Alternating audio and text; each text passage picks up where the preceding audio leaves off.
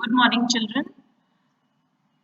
Let's continue today with the lesson number 3, Nationalism in India. And this is the second video. So, we have seen till now how the nationalism was inculcated in the people of India and how we were successful in creating that brotherhood. Let's continue further. The next point is literature and education. Education in English language paved the way for the rise of Indian nationalism. The doors to Western ideas of nationalism opened due to the English education. You all must be remembering that we have learned Lord Macaulay. He started the English education in India with the belief, with the thought that it would be helpful to the British. How that was helpful, that we have seen earlier, right? So we are seeing now how that English education had paved the way, that means created a path, created a easy space for the rise of Indian nationalism. The door to Western ideas of nationalism opened due to the English education. The Western ideas were easily available to the Indians because they were now educated in English. They could read the newspapers, they could know the different views of people, even when those views were from the British themselves, from the people far away, even from our country. They could read the newspapers, foreign newspapers, and they could come to know what is happening around in the world. Most of the literature in the world was available in English. The people of our country learned English language and became familiar with the recent trends in the world. So you saw how education is helpful to one and all. Thus, we were inspired by the ideas of democracy, liberty, equality, and fraternity, that is, brotherhood, from the American War of Independence and the French Revolution. All these, things which took place before the Indian independence, which is American War of Independence, French Revolution, all these were helpful to us, and we, the people of India, got inspiration by reading all that were happening. People developed self confidence, recognized the power of unity, and began dreaming about a bright future for the independent India. So, after reading all that, what is happening around throughout the world, people developed self confidence. They recognized the power of unity. Sorry. They realized that united we stand and divided we fall. If we are united, we will be able to remove the Britishers from our country. And they began dreaming about a bright future for the independent India. Various novels, acts, stories, poems, songs, etc. were written in regional languages. So different novels, etc. were written in regional languages. This written literature spread the message of national unity and devotion. Various, novelists, literary writers, poets, etc. during the time of independence, all of them, were under the were under the impression to remove the Britishers. They wanted only one thing from the people, that was brotherhood. Everyone, those who are literate, they understand the importance of unity. So in those times as well, the people, those who are literate, they tried to inculcate this knowledge in the people of India, that if we are united, if we join hands, we can achieve anything. And that was successful. How were they able to pass this message? Through their novels, stories, poems, etc. to the people. How did the English education prove to be advantageous or disadvantageous for the Indians? Think about it and write down at least 2-3 points for advantages as well as disadvantages. We have already learned in many chapters and we will come to know through that. Next is newspapers. Newspapers played a vital role and they contributed in spreading the national awareness.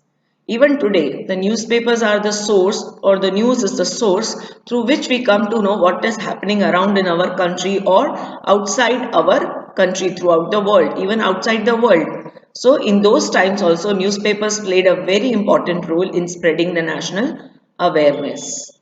The newspapers published from Bengal, Mumbai, Chennai, and other areas criticized the policies of the Britishers, and it awakened nationalist feelings in the hearts of people. So, newspapers were published from all these big cities and they criticized the policies of the Britishers. That means people came to know it is not only us but whole of India which is against the Britishers, which is not happy with the deeds of the Britishers. So, what happened? This awakened the nationalist feelings in the hearts of people.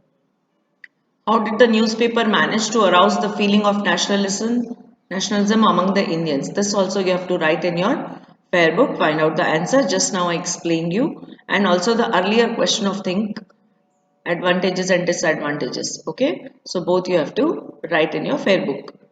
Next point is magnificent and rich heritage of India. We are still aware, we are still very rich in our cultural heritage. Many places in India are visited by the foreign tourists, are loved by the foreign tourists. The reason behind that, we have such a rich heritage. What is the meaning of heritage? The beautiful property, the beautiful forts, etc., which we have inherited from our kings and princes. Okay, that is called our heritage. We all know that there are lot many forts. Forts, you understand? Kile, Maharajaon ke kile. Lot many forts throughout our country which are very well built. इतनी अच्छी तरह से उसमें carvings और etc की हुई है, इतना beautiful उसमें सब किया हुआ है work that even today if we see, even after 400 or 500 years we see, we find them very attractive and beautiful. Ancient archaeologist Alexander Cunningham and his assistants excavated many sites of the ancient civilization in the Indus Valley. They discovered many archaeological remains depicting the rich heritage of India. Indian archaeologists like Rai Bahadur Dayaram Sahni, Madhav Swarup Vats, and Rakhal Das Banerjee continued these excavations to unearth the remains of this majestic civilization. So the archaeologists earlier also they used to excavate, you understand, right? Go on digging the earth for finding the remains of the old civilizations. So this majestic civilizations was, further continued to be dug and they found out so many rich, things. The scholars from the West in collaboration with the Indian scholars tried to find a lot about the Indian culture and heritage. So also from these remains you must have studied in your earlier chapters in earlier standards that all this excavation, unearthing or digging the earth for the old remains, they have been very much helpful to us to know about the culture and heritage. Ancient Indian books on medical science, astrophysics, diplomacy, and spirituality were translated into English, and so all the ancient books which were on medical science, astrophysics, diplomacy and spirituality were translated into English.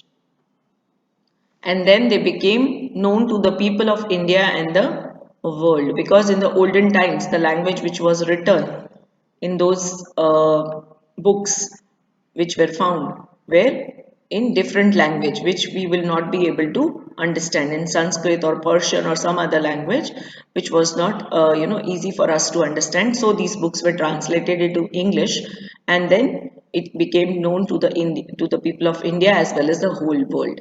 A detailed research on the literary and cultural heritage of Indian fostered the feeling of pride and nationalism. So such kind of detailed study, that fostered the feeling of pride and nationalism in our country. Western scholars such as Max Muller, Wilson Ferguson, Friedrich Schelling, Franz Bopp, other Indian scholars like Rajendra Lal Mitra, Ramakrishna Ji Bhandarkar, Hari Prasad Shastri, etc. These all scholars, you understand the meaning of scholars? Those who are very intelligent, those who write books, novels, etc. They are called scholars. They wrote various articles and their writings made the people realize the significance of the Vedas, Upanishads, Ramayana, Mahabharata, the Bhagavad Gita, the Smrit Puran, etc. So we understand all our holy books where we can say translated into simple language by these writers or these scholars. And obviously when it is easy to understand, when we are able to read or understand a certain language of Vedas or Upanishads, what would we do? We would be easily able to follow that. All these scriptures or our Vedas, Upanishads, these all, Ramayana, Mahabharata, etc., the holy books, whatever they tried to preach us, they tried to teach us, how would we able to do that? Understand whatever is written in that? If it is explained to us, if we are able to read that in a very simple language. So understood? Next is establishment of the Indian National Congress. The above stated factors and other regional organizations had contributed towards the establishment of Indian National Congress. Let us know these things. Bengal British Indian Society was formed in Kolkata, Kolkata, which is today, and earlier it was called Calcutta. Bombay Association was formed in Mumbai, which was known as Bombay. Madras National Sabha, which was formed in Chennai, which was known as Madras in earlier days. Indian Association, which was in Kolkata. Sarvajanik Sabha, which was formed in Pune. By the time Sir A. O. Hume, that is Alan Octavian Hume, retired as a British officer, he had realized that the British Empire was not as secure as it appeared to be.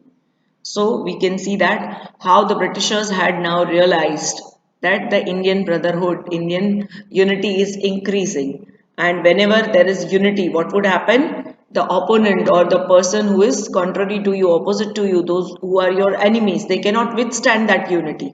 Okay, so by the time Sir A. O. Hume was about to retire, he had understood that British Empire was not secure. He believed that if the dissatisfaction among the people of India was not taken care of, there were chances of reoccurrence of revolts similar to one in the 1857. In order to keep the general dissatisfaction at bay, he thought of establishing a political organization. So he had seen the revolt of 1857 and he was, insecure. He thought that such kind of occurrences may reoccur, such kind of revolts may start again if that dissatisfaction, that factor of insecurity amongst the people of India is persistence. वो रहेगी अगर people dissatisfied रहेंगे तो it is definite that they will kick the Britishers or the British rule out of their country.